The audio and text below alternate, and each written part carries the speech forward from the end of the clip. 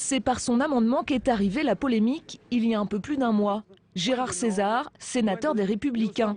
Il menaçait même de boycotter la venue de François Hollande sur le Salon mondial des vins dimanche prochain.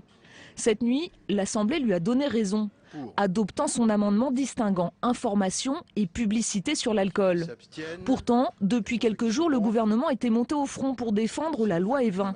Marisol Touraine, Stéphane Le Foll et encore cette nuit en commission, Emmanuel Macron. Je voulais prendre la parole pour vous demander de ne pas voter cet article.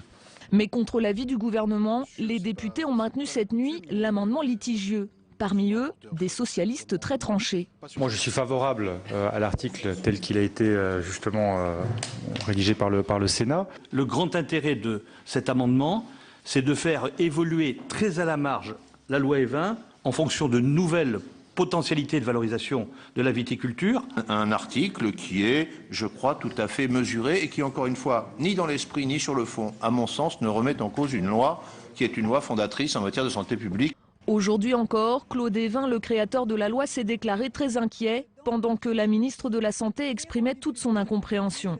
Je suis en colère lorsque je pense aux 50 000 personnes qui, chaque année, meurent à cause d'une consommation excessive d'alcool. Et je souhaite très sincèrement que la suite du débat parlementaire permette de rétablir la loi Évin. Le débat se poursuivra mardi prochain à l'Assemblée nationale lors de la seconde lecture en séance publique du projet de loi Macron. Des amendements de suppression devraient à l'occasion être déposés.